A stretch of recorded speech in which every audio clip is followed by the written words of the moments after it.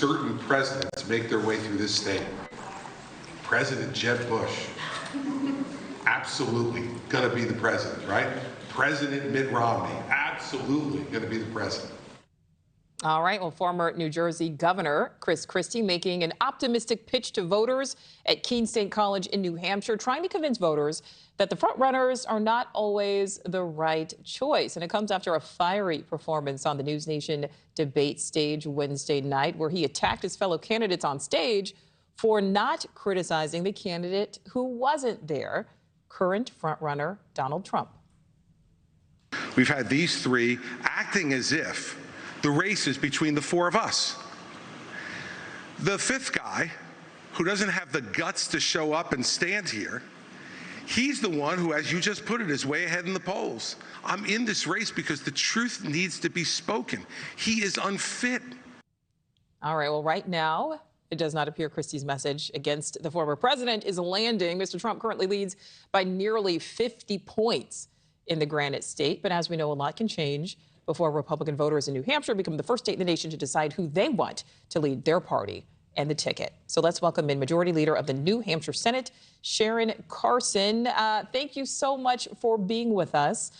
First of all, just talk to us. What is the mood in New Hampshire now when it comes to this upcoming presidential election, when it comes to the primary? Is it pretty much the same feeling as this time 4 years ago? Is it different? Well, I think people are very excited about the primary, as we are every 4 years. We get people that come here from all over the United States, all over the world, to engage with the candidates, because that's what happens here. We really like them to come here. We have all different types of meetings with these folks. They could be small house parties where you really get to have a one-on-one conversation with them, and you really can't do that in many other states.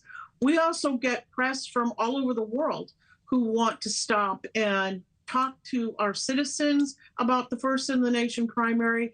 So the excitement is building. That's all I can say. As we get closer and closer, the excitement is building. Absolutely, Sharon. I worked in Boston. I've been on the campaign trail in New Hampshire. I certainly know New Hampshire voters certainly have a different perspective than Iowa voters. I think that's fair to say.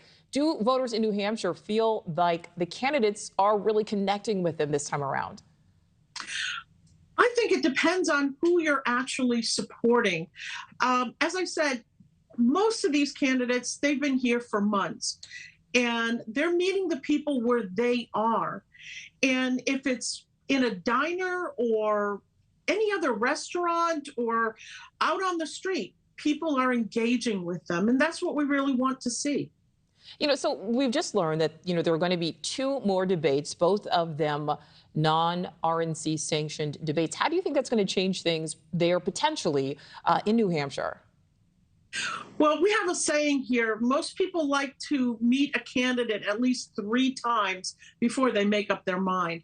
So it's going to give people more opportunities to engage with the candidates, to listen to what they have to say and how they want to lead our country. So I think it's a good thing that's happening. I'm glad we're going to have more debates. All right. Well, Sharon Carson, I'm glad that you gave us some of your time. Thank you so much. Thank you for watching. Go to newsnationnow.com to find NewsNation on your television provider. And don't forget to click the red subscribe button below to get more of NewsNation's fact-driven, unbiased coverage.